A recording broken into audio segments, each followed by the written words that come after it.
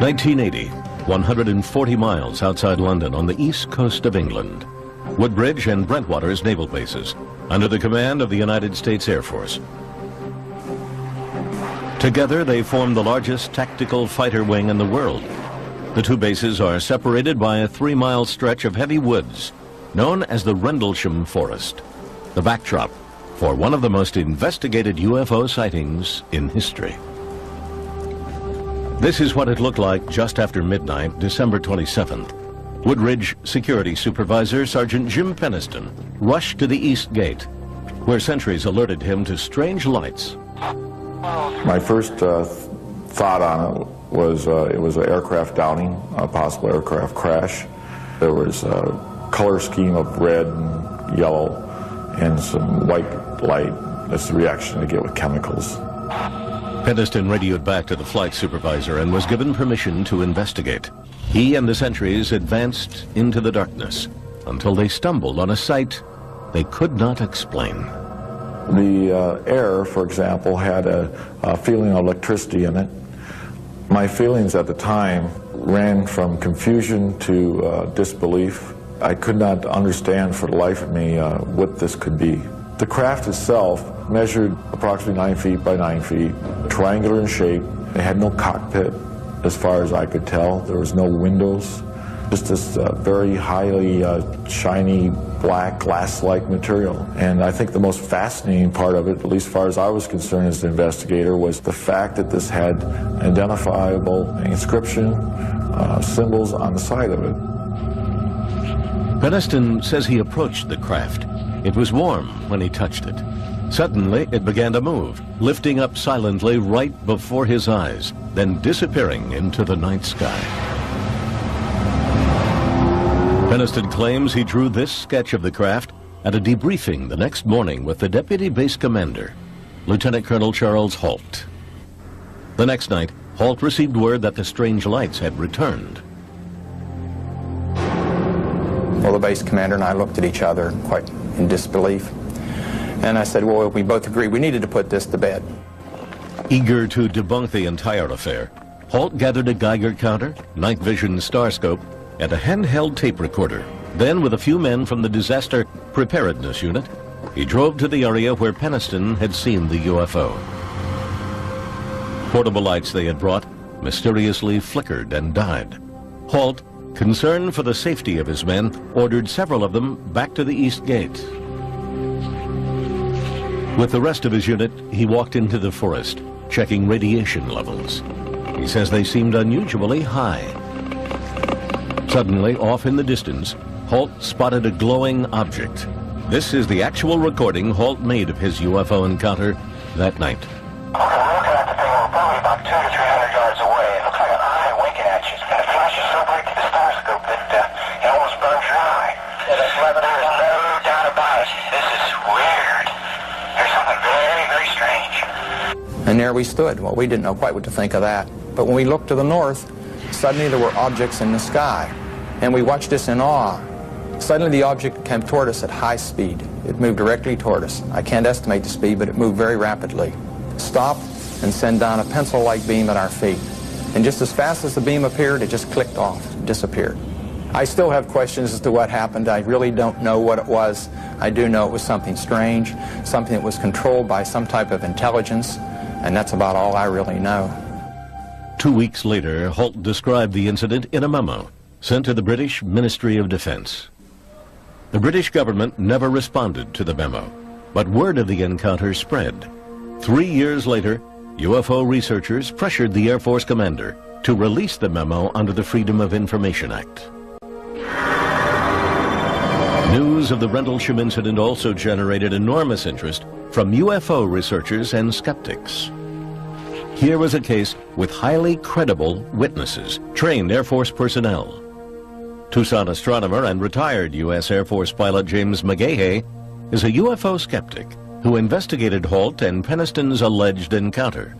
McGahey insists Halt mistook the beams from a lighthouse 5 miles away for a spacecraft. That object that was winking at him, which is on the tape, is clearly the lighthouse. Now, he's looking at the lighthouse, I think, with a starlight scope. Now remember, here comes this beam of light. He's looking at this light with 100,000 times intensity. What it's going to do is it's going to burn out the image in the center, so it's going to become black. And that's what easily explains the beams and these other things. When Holt's tape is played against the flashing of the lighthouse, this seems to be the case. Right in this position here, straight ahead, in between the tree, there it is again. Watch, straight ahead off my flash right there. There it is. I see it too. I can't explain that. I really don't know. I never gave it any thought. I do know that the whole time we were out there, we could see the lighthouse. And the lighthouse was about 35 or 40 degrees off to our right from where this whole thing took place. Did area radar operators confirm the UFO sighting? Holt says maybe. They really didn't confirm they found anything. Although later I found out that when they reviewed the tapes, they did find some things on the tape. If he has a radar report, I'd like to see it, because I investigated this and I couldn't find one. Skeptics also suggest the Rendlesham UFO might have been a meteor, bright stars, or a Russian satellite that fell out of the sky that night. To me, this is just a case of where a number of people saw some lights, got a little excited, thought about UFOs, and all of a sudden everything they see is a UFO. The first night, it was a combination of a satellite reentry, a meteor fireball, and a police car driving around in the woods. The second night, it turns out to be a lighthouse, some microwave antennas, and some stars in the sky. We had a controlled landing. Apparently there was no crater. We also had a craft that was able to take back off with absolutely no sound, which tells me high technology, and maneuver back through the tree line, rise over the trees, hover momentarily, and then take off at incredible speed. It's just totally ridiculous to even consider that it was a Russian satellite or a meteor. Impossible. In 1991, believing serious questions were still unanswered, the British government finally responded to the Rendlesham incident. Nick Pope, its top UFO investigator, reopened the case. I've always felt that Rendlesham Forest is a case which displays a lot of important factors all drawn together. You have a multiple witness event. Those witnesses are trained military observers. The Defence Radiological Protection Service had no explanation as to why the radiation readings taken by Colonel Holt's team were so high. Undoubtedly, something very strange had happened there. Pope requested further investigation. The British government said no and closed the file. Perhaps in part due to this fact, Sergeant Peniston arrived at the site at approximately 1 a.m. and re-emerged from Rendlesham Forest after dawn, but could only account for less than an hour of his time. Skeptics question how Peniston could make such an historic discovery and yet not report back to base for several hours. What we had thought was apparently only maybe an hour's worth of investigation time turned out to be 4 hours. I got a feeling that it might have been the adrenaline. We were pumped up at that point in time. What is it that Peniston says he saw and touched that night? To this day, he is perplexed by the entire incident. Something that can sustain a controlled flight, something that has mass, something that makes no sound, and something that can take off at incredible speeds back up into the atmosphere. Explain it. I can't. Unknown forms in the sky surprise and alarm citizens below, sometimes causing governments to do battle with the unexplained.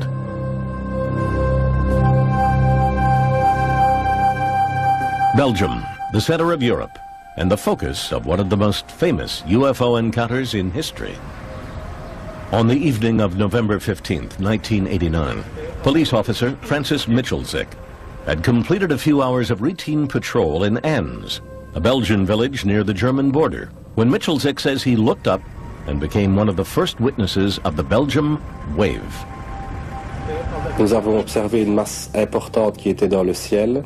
We saw a large mass in the sky, a triangular mass with 3 lights oriented downward about 200 meters from our police van. Cet objet ne faisait pas de bruit et il était immobile. The object was silent and immobile. This object did not correspond in any way to anything we'd seen before. À ce que nous avions déjà pu voir dans le passé. 2 weeks later, Dieter Plumens, a member of the Gendarmerie, the Belgian National Police Force, heard over the police radio fellow officers nearby reporting a strange object in the night sky.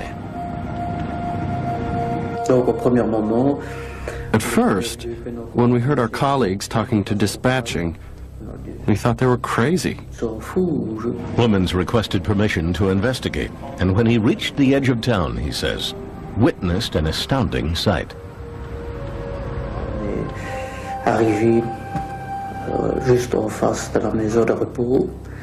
We stopped right in front of the nursing home,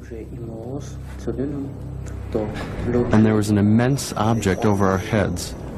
The object had 3 lights at its extremities and a blinking red light in the center. At a certain point, I saw a small object leave the large thing, an object which was also flashing, which came straight down and then turned and flew around the back of the nursing home. After that, the large object transformed itself into a single light, and we followed it toward Germany. Belgian radio and TV were soon filled with reports of similar sightings, prompting hundreds of calls to the office of the top UFO research group in Belgium, known by its acronym SOBEPS. Over the next several months, researchers documented more than 800 so-called close encounters. SOBEPS eventually published 2 thick volumes on the Belgium wave. Specific characteristics of the phenomenon were reported by many people. Then, on March 30th, 1990, the Belgium wave story took a dramatic twist. Near midnight, several police officers called the NATO radar installation with reports of a UFO. Within an hour, that facility and a second radar station were both tracking an unknown flying object.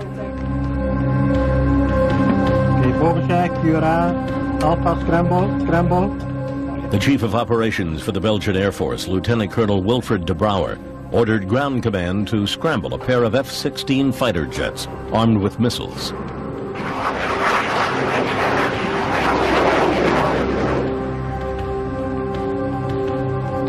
A supersonic high-tech cat-and-mouse game ensued.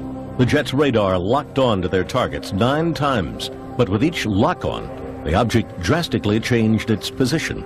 After an hour, the F-16s lost contact and returned to base. For weeks, the encounter was kept under wraps, but Colonel de Brouwer felt compelled to share what he knew. During an interview with a reporter from one of Europe's most popular magazines, de Brouwer described what happened. Within days, de Brouwer called a news conference and told reporters from around the world what he knew and what he didn't know. This is what the pilots saw on their radar. The UFO appears as a diamond in the center of the screen. What these pilots detected was well outside the normal flying envelope of an airplane. In other words, sometimes they had what we call lock-ons on a target, which gave a parameters varying from speeds between 150 knots till 990 knots, an acceleration which occurred in a few seconds. These speeds would be impossible to tolerate for a human being. Colonel de Brouwer never suggested the mysterious flying craft was from outer space. He only said its speed and rate of acceleration were unexplained. Over the next few months, the sightings became more sporadic, and the Belgian wave came to an end. Did the skies over Belgium become a way station for alien spacecraft? If not, what did thousands of people witness? Physical evidence is the key to proving the existence of UFOs. The Belgium wave, despite hundreds of credible eyewitnesses, has produced only one piece of convincing evidence: a photo taken by a civilian bystander in the town of Petit Réchon. The photo was examined by former NASA scientist Richard Haynes, a specialist in vision, optics, and human perception. My analysis of the Petit Rachan photograph suggests very strongly to me that the object that was photographed does not obey laws of physics as we know them. The second point I would make is it's not a forgery. And finally, I think that there may be some clues in this photograph having to do with propulsion and lift. Belgian scientists and skeptics tried to calm what they considered the UFO hysteria of the Belgian wave. A professor at the Astrophysics Institute at Belgium's prestigious University of Liège, Pierre Mega, decided to put the Petit Rachan photo to his test. We tried to reproduce this photograph, and we produced this picture, which is well, very close to the original picture. So I think the only way to go ahead and to try to understand more is to do as we did, to analyze the witness report together with the photograph and to see if everything is consistent. And there are so many inconsistencies that it's very hard to believe it's a true picture. I don't see how someone could recreate this down at almost the grain level of the film.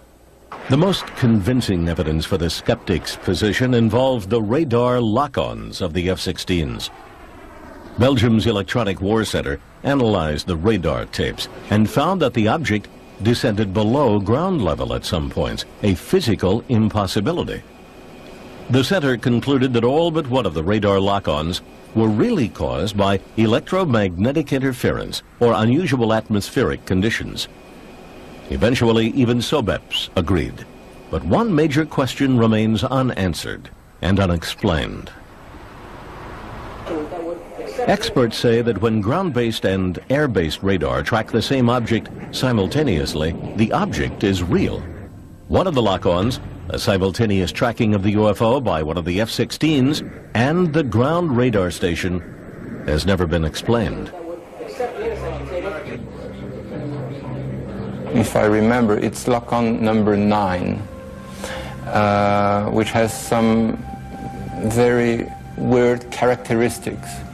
And these characteristics doesn't fit with atmospherical explanation, not at all.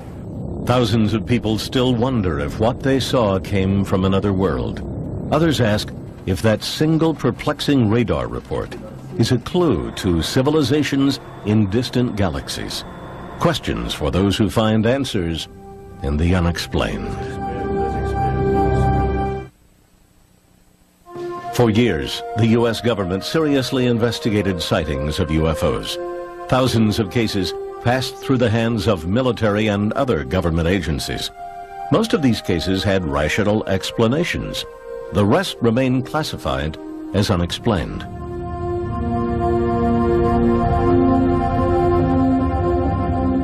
"50-year-old Polish immigrant and amateur geologist Stephen Mahalik looked forward to his weekend getaways in the Falcon Lake area, 90 miles east of his home in Winnipeg, Manitoba. This was Mahalik's favorite prospecting site. Around noon on May 20th, 1967, as he examined a quartz formation, Mahalik was distracted by some unruly geese. He looked up and was transfixed. He says he saw two cigar-shaped objects glowing red in the sky. The following is a recording Mahalik later made of what he saw next. The size, was amazing. And here they're coming down. With speed, I just can't describe. Amazing speed. Mahalik says one of them stopped, suddenly accelerated, then disappeared. The other landed about 50 yards away. He watched in awe. I hear shh, and I hear a high-pitched whistle of running equipment, pumps on high speed. When the thing landed, it was of gray-pink color. It's stainless steel, and it was pink hot. And I can feel the breeze on my face that thing is hot outside. There was my notebook, there was my pencil, so I sketched this thing. Mahalik claims it was round, about 40 feet long and about 10 feet high. His curiosity took hold and he approached the craft. He examined the outside of it, slowly touching the glowing skin with his gloved hand. It was fiery hot, nearly melting the palm of his rubber glove. Mahalik says the craft rotated, turning its grid-like exhaust vent toward him. The blast of hot gas from the vent knocked him to the ground, setting his shirt and undershirt on fire. Suddenly, the craft lifted off the ground and, according to Mahalik, soared straight up. He threw his burning shirts to the ground, dazed and in severe pain from the burns to his chest and stomach. Mahalik says he wandered around for what seemed like hours before he managed to gather up his supplies. He found his way out of the woods, caught a bus, and later that night arrived back in Winnipeg. Still in pain, he rushed from the bus station to nearby Misericordia Hospital, where he was treated for first-degree burns. Mahalik claims the blast from the craft had etched a grid-like pattern into his abdomen that matched the pattern on the exhaust vent. The next day, Sunday, he was spirited off to the St. Regis Hotel after convincing the managing editor of Winnipeg's highly regarded daily newspaper, the Winnipeg Tribune, that his extraordinary encounter was real. At that time, I said, okay, as any newsman would have done, draw it. I gave him a piece of paper. I think that drawing has become the most famous UFO piece of evidence in the world today. He sat down, he drew it in front of me. I hid it. I talked to him. I called doctors. I called police. And I sure as hell didn't want the Winnipeg Free Press getting the story. Monday's edition of the Tribune led with this headline. Mahalik soon became a sensation worldwide. What followed was one of the most intensely examined UFO cases on record. Over the next 2 years, Mahalik's burns kept recurring and no one could explain why. He was examined by more than a dozen physicians in Canada and the United States, including doctors at the Mayo Clinic. An investigation by the Royal Canadian Air Force concluded that the abdominal burns sustained by Mr. Mahalik remain as unexplainable as the source of the burn. The Mayo Clinic psychological report further concluded that Mahalik was not prone to delusions, hallucinations, or any type of emotional disorder. Perhaps the most influential investigation was conducted under the auspices of the United States government. The chief investigator, physicist Roy Craig, is now retired and raises llamas on his Colorado ranch. His job was to investigate UFO reports and find physical evidence. We responded to the Falcon Lake report as soon as we could. Now, there's no value in seeing a landing site that somebody's had a chance to go back and prepare for me to look at. But if we could get back and find a landing site that had not been seen by anyone else, there may be something there that we could use as real evidence that he had a real experience. 2 weeks after the encounter, Craig flew to Winnipeg and joined Mahalik on his first return to the landing site. He guided us on what he said was a big search for the site. Actually, we just roamed around in haphazard circles, coming back to about where we started and didn't go very far at all. He was trying to give us the impression of leading us on a search for a site. And we all concluded that the site probably did not exist. With no apparent physical evidence, Craig classified the case as without merit. The American investigation was over. University of Manitoba astronomer Chris Rutkowski, believing the government reports left many questions unanswered, launched his own investigation. In 1994, he published The Falcon Lake Case, Too Close an Encounter, in the respected Journal of UFO Studies. The terrain around the site is very rugged, very rocky. The brush is very, very dense. The trees all look alike. The rocks all look alike. And to a person who's disoriented, not feeling very well, it might be very, very difficult to find the exact site after some period of time has elapsed. Skeptics disagreeing with Rutkowski also do not believe that Mahalik would make physical contact with an extremely hot object he assumed was a UFO. But this does not surprise his son. he is the kind of fellow that fear is not in his vocabulary. Not that he's a fearless man, but that when he sees something he doesn't understand, he doesn't fear it. He just chooses to understand it. Skeptics wonder why no one else saw the craft. I talked with the people who were in charge of managing the fire tower. It was manned at that time, and the people were absolutely certain that there was no way that two vehicles like he described, glowing as they were, could fly into that space and out again. There was no way that that could happen without their seeing it. My conclusion on that case is that all the evidence that I found pointed toward hoax rather than a real experience. And not even a skillful hoax, a very inept hoax. Mahalik became bedridden and incapacitated in the 1980s. Was this hard-working and devoted family man capable of crafting such a hoax? For my dad to fabricate something as large as this would require more than I think he had. More than he has. He's a simple man. He grew up and lived a very straight, hard life. This was no con man. This was a man who later went down a mail. They couldn't figure it out. I couldn't figure it out. The doctor I had there couldn't figure it out. I am not about to be taken by anybody. This guy didn't take me. This guy was legit. Stephen Mahalik never wavered from his story. He believed he had encountered a UFO. Roy Craig and the U.S. government disagreed, but they never classified the case as solved. The official report lists Mahalik's sighting as unexplained.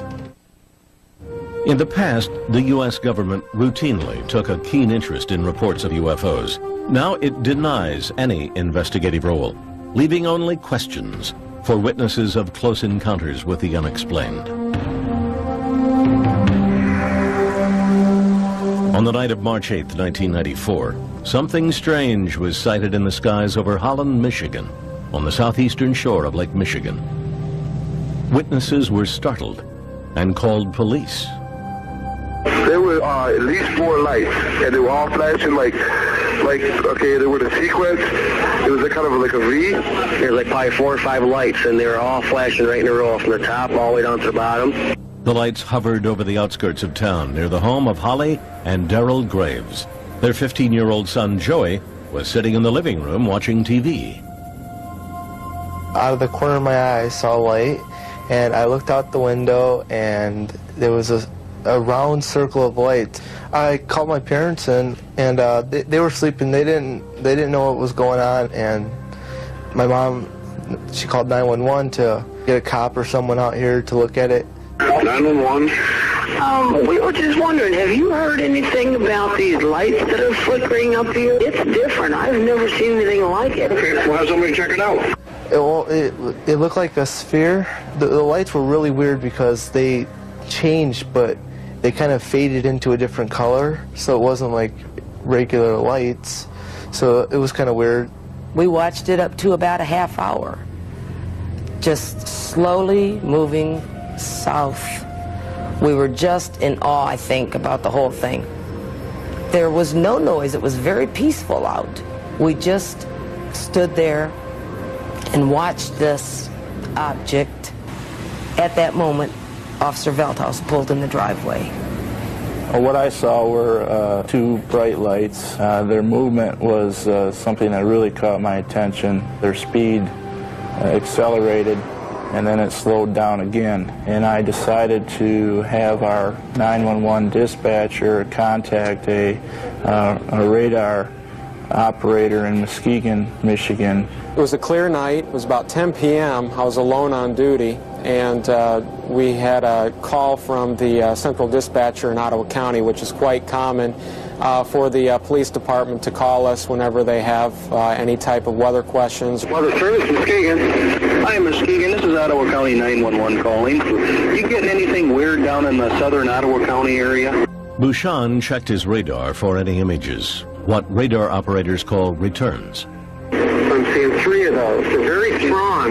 These are huge returns. I've never seen anything like this. Not even when I'm doing storm storms. This is really weird.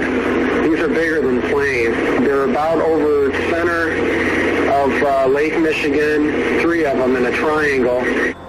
What was extraordinary about the case was that radar apparently detected the object at the same time witnesses saw it. It's a level of confirmation rarely achieved in reported UFO sightings. Airplanes look like they're moving. These were just sitting still. And then a few minutes later, they would disappear from one spot and show up somewhere else. I really didn't know what it was. Strange lights in the night sky moving at otherworldly speed. The image confirmed on a radar screen. Was this finally hard evidence of a technology far beyond our own? Had an alien spacecraft paid a visit to Holland, Michigan? There was no explanation for these unusual sightings. A reporter for the Muskegon Chronicle, Michael Walsh, decided to investigate for himself. He too found the story remarkable. We've had past articles where people have reported some strange phenomena, especially at this time of year. But not once did we ever have any dual confirmations, visual plus the radar. Others began looking into the incident, fascinated by the radar confirmation. A professor of natural sciences and at the same time the editor of the Journal of UFO Studies, UFO researcher Michael Swords, met with radar operator Jack Bouchon. We went into the radar room. This young fellow really knew how to use the equipment. He would show us the difference between a hard count of something like an airliner and a soft response of something like a storm cloud. And it was obvious this was an extremely competent operator. Skeptics point out that Bouchon was still a weather intern at the time of the sighting. California engineer and skeptic Robert Schaefer thinks he can explain what the images really were. The National Weather Service says that they tracked a number of objects over Lake Michigan, but of course not everything that turns up on radar is a solid object. Radar is subjected to mirage conditions of various kinds. Schaefer believes that the sightings over the lake can be explained by a natural phenomenon which usually happens over Lake Michigan in the spring. Warm air moves over the cold waters of the lake. The layer of cold air trapped beneath the layer of warm air creates a mirror effect in the sky by bending the light. This effect is called a temperature inversion. One of the best-known investigators of UFO sightings, Philip J. Klass, is a technical journalist for Aviation Week and Space Technology, and an expert on radar systems. Ground radar, especially during temperature inversion conditions, the rays can be, instead of going straight out, they can be bent downwards, so where you get echoes from the ground. We're trained to know the difference between temperature inversions and, for instance, precipitation, because they appear to be the same thing. Klass says that since Bouchon was using old linear radar, not the newer Doppler radar, the images were probably atmospheric tricks. It is a weather radar. It is not designed especially to detect metal objects or aircraft. These returns were not only hard returns, but they showed up in this geometric pattern. And that when, say, the lead return would move out into Lake Michigan, the other two would stay behind. Then they would move to reform the triangle. In fact, according to Muskegon Chronicle reporter Michael Walsh, most of the UFO witnesses did report strikingly similar patterns, shapes, and sizes. I believe that each of them sincerely believed what they saw was something extraordinary. That's not to say that it's extraterrestrial or paranormal. It may very well be a very physical manifestation of something that we don't yet know about.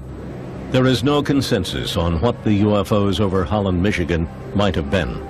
Skeptics point to a temperature inversion and its effect on both the lights in the sky and the radar on the ground. Witnesses, including a Weather Service radar operator, say they know they saw something real. But what was it? Do these eyewitness accounts and the radar confirmation merit further investigation? The government answered that question long ago. It says no, leaving this encounter one that may forever remain unexplained. Since the 1940s, believers in the unexplained have charged the U.S. government with conspiracy and cover-up. In the 1990s, those charges concentrated on a super-secret military base.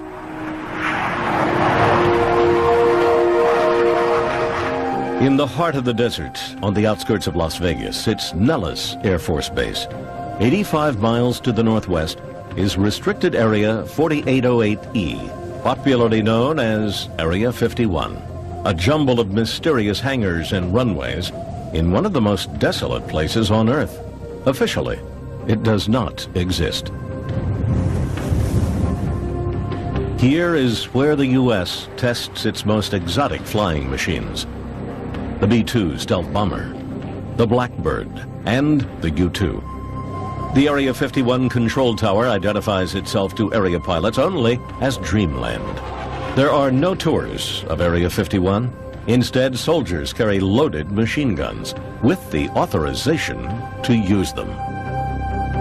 This base, shrouded in secrecy, has become for many the focus of the world's fascination with UFOs and its hope for contact with extraterrestrial life.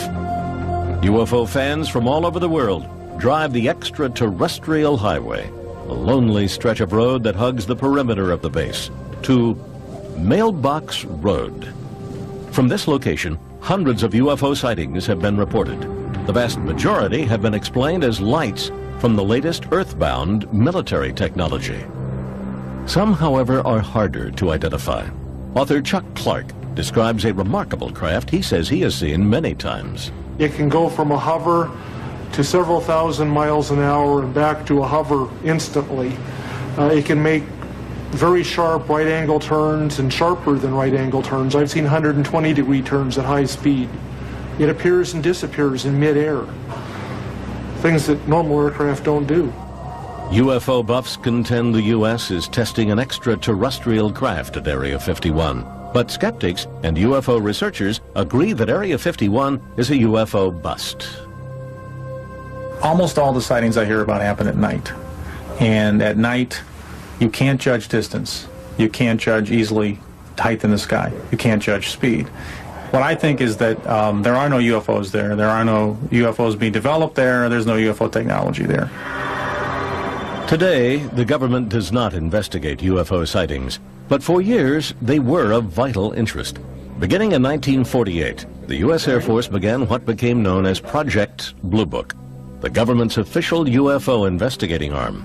But both skeptics and UFO believers say Project Blue Book was half-hearted at best. As time went on, and especially after the year of 1952, Blue Book's mission was changed. It was changed from being a somewhat serious look at unidentified flying objects to be basically a public relations office to try to diffuse emotionalism that was occurring in the American public about this. So, because this was a rather unsatisfying task to the people at Wright-Patterson Air Force Base, they tried rather continuously from the mid-50s onward to get rid of this task. In 1966, the U.S. Air Force commissioned the University of Colorado to conduct a thorough evaluation of the UFO phenomenon. The Condon Commission, named after its chairman, Dr. Edward Condon, began an 18-month investigation that ended in controversy. Condon was an eminent physicist who ridiculed UFOs. He didn't take it seriously. He didn't spend time on the project. So the project went wrong because essentially from the top, not the scientific staff, but from the top, it was designed to help the Air Force get rid of the UFO problem. Well, how could it be designed to do that unless it said UFOs weren't important and weren't serious and weren't a scientific problem? Retired physicist and former investigator for the Condon Commission, Roy Craig, strongly supports the Commission's work. We'd have some excellent reports come in with all sorts of proof that there was a strange vehicle there. And each bit of evidence that we checked out turned out to not be what it really sounded like to start with. The Condon Commission concluded that the government should stop investigating UFOs.